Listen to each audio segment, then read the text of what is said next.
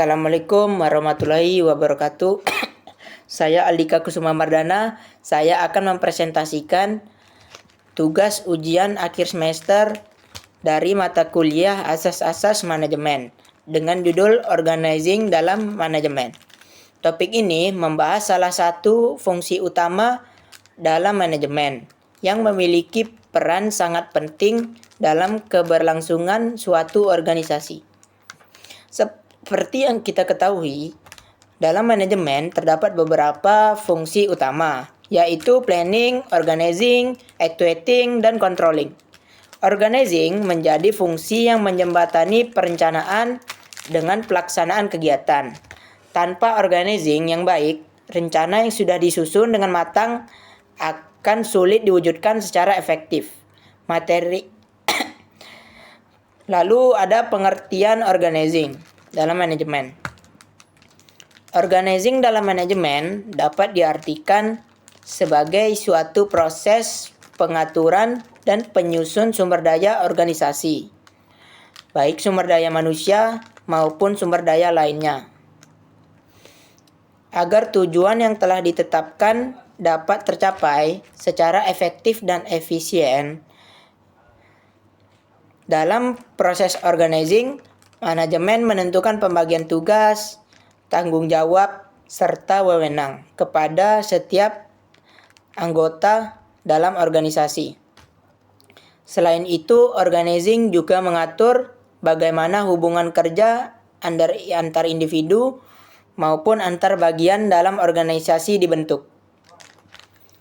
Tanpa adanya organizing yang baik, sebuah organisasi akan mengalami berbagai permasalahan, seperti ketidakjelasan tugas, tumpang tindih pekerjaan, serta lemahnya koordinasi. Oleh karena itu, organizing berperan sebagai perhubung antara perencanaan dan pelaksanaan kegiatan organisasi. Lalu yaitu fungsi organizing. Fungsi utama organizing yang pertama adalah pembagian tugas. Melalui pembagian tugas yang jelas, setiap anggota organisasi mengetahui peran dan tanggung jawabnya masing-masing, sehingga pekerjaan dapat dilakukan dengan lebih fokus dan penuh tanggung jawab. Fungsi kedua adalah pengelompokan pekerjaan, yaitu pengelompokan tugas yang sejenis ke dalam satu bagian atau unit kerja tertentu. Hal ini bertujuan untuk meningkatkan efisiensi kerja serta memudahkan koordinasi antar bagian. Efisiensi kerja serta Selanjutnya, fungsi ketiga adalah penetapan wewenang dan tanggung jawab agar setiap anggota memahami batas, hak, dan kewajibannya. Dengan adanya ketiga fungsi ini, kerjasama dalam organisasi dapat berjalan secara harmonis dan terarah. Lalu tujuan organizing. Tujuan utama dari organizing yaitu untuk mencapai efektivitas organisasi, yaitu memastikan bahwa tujuan yang telah direncanakan dapat benar-benar terwujud. Selain itu, organizing juga bertujuan untuk meningkatkan efisiensi kerja dengan cara memanfaatkan sumber daya yang tersedia secara optimal dan menghindari pemborosan. Tujuan lainnya adalah menciptakan kejelasan tugas dan tanggung jawab, sehingga setiap anggota organisasi tidak mengalami kebingungan dalam menjalankan pekerjaannya. Dengan adanya organizing yang baik, organisasi dapat bekerja secara lebih terstruktur, sistematis, dan terarah sesuai dengan tujuan yang telah ditetapkan.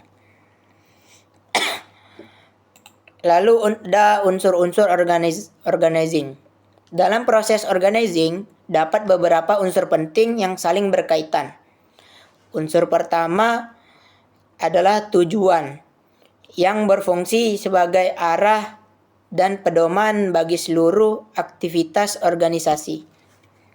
Tanpa tujuan yang jelas, organizing tidak akan berjalan secara optimal.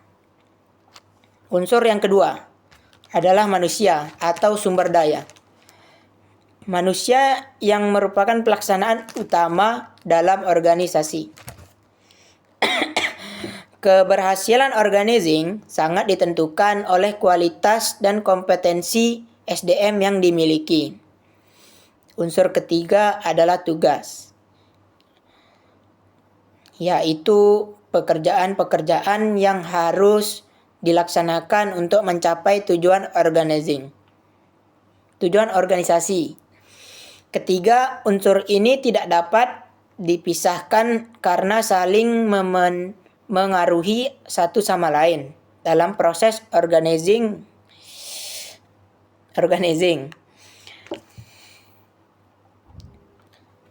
Lalu ada prinsip-prinsip organizing.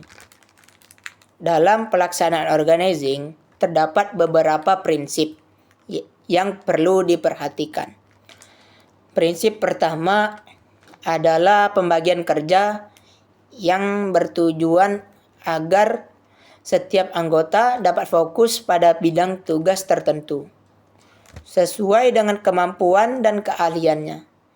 Prinsip kedua adalah kesatuan perintah, yaitu setiap anggota organisasi sebaiknya hanya menerima perintah dari satu atasan, sehingga tidak terjadi kebingungan atau konflik instruksi.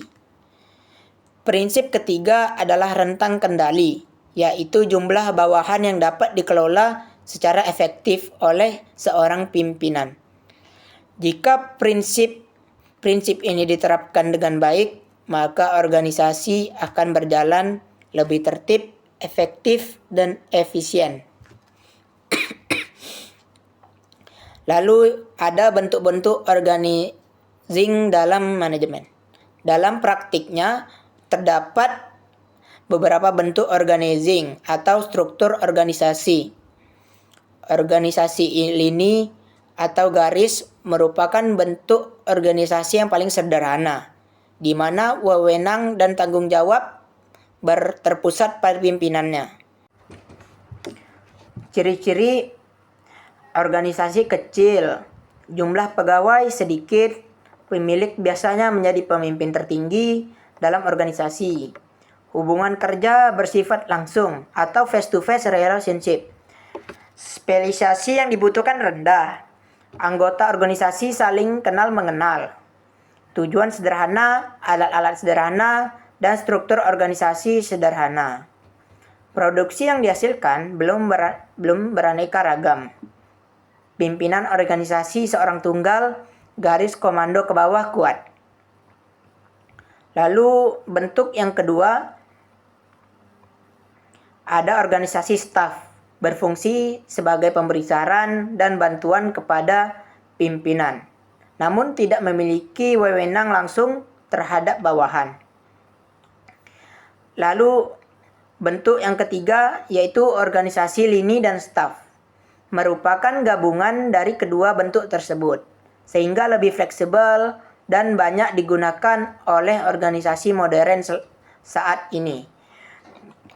Ciri-ciri organisasi lini dan staf yaitu tidak terlalu menekankan pada hierarki struktural, lebih banyak didasarkan kepada sifat dan macam fungsi yang perlu dijalankan.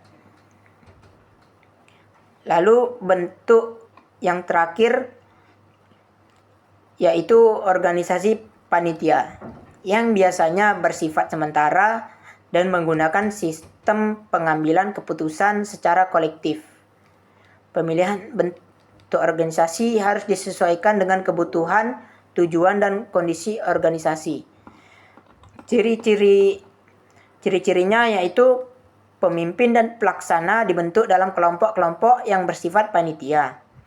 Tugas kepemimpinan dilaksanakan secara kolektif oleh sekelompok orang. Semua anggota pimpinan mempunyai hak, wewenang, dan tanggung jawab yang sama. Dan para pelaksana dikelompokkan menurut tugas yang harus dilakukan dalam bentuk task force. Lalu ada faktor keberhasilan organizing. Keberhasilan organizing dipengaruhi oleh beberapa faktor penting.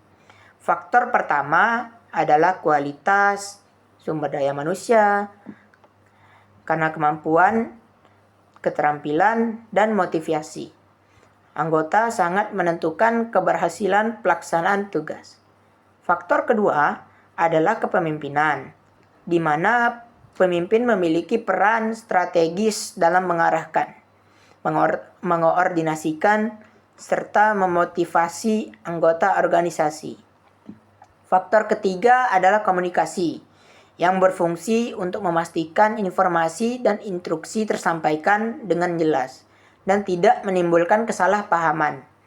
Apabila ketiga faktor ini berjalan dengan baik, maka proses organizing dalam organisasi akan berlangsung secara optimal. Lalu contoh organizing sehari-hari. Organizing tidak hanya terjadi dalam organisasi formal, tetapi juga dapat kita temui dalam kehidupan sehari-hari. Contohnya adalah pembagian tugas dalam organisasi kelas, seperti adanya ketua kelas, sekretaris, dan bendahara yang memiliki tugas masing-masing.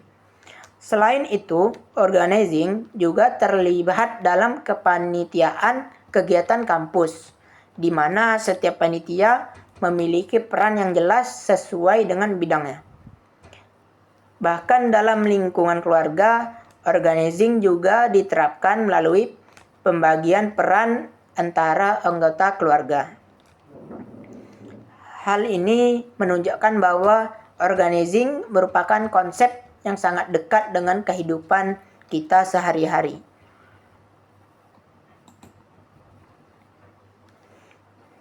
Lalu ada dampak positif dan negatif organizing.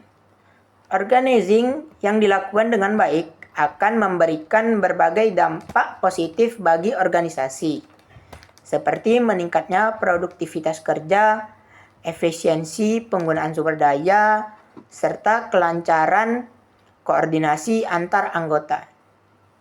Namun sebaliknya, organizing yang buruk dapat menimbulkan dampak negatif, seperti ketidakjelasan tugas, konflik internal, menurunnya motivasi kerja, hingga kegagalan mencapai tujuan organisasi. Oleh karena itu, organizing harus direncanakan dan dilaksanakan secara matang, agar dapat memberikan manfaat yang maksimal bagi organisasi. Lalu ada kesimpulannya. Berdasarkan pembahasan yang telah disampaikan, dapat disimpulkan bahwa organizing merupakan salah satu fungsi manajemen yang sangat penting dalam mengatur sumber daya dan aktivitas organisasi. Dengan penerapan fungsi, prinsip, serta bentuk organizing yang tepat, organisasi dapat mencapai tujuan secara lebih efektif dan efisien. Selain itu, organizing juga berperan dalam menciptakan kerjasama yang baik antar anggota organisasi, sehingga seluruh aktivitas dapat berjalan secara harmonis.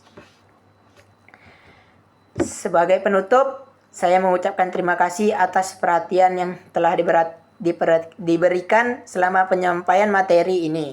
Saya berharap materi tentang organizing dalam manajemen ini dapat menambah wawasan dan pemahaman kita mengenai pentingnya pengaturan, struktur, dan pembagian tugas dalam organisasi. Sebagai ilmu yang diperoleh dapat bermanfaat dan ditetapkan dalam kehidupan sehari-hari. Terima kasih.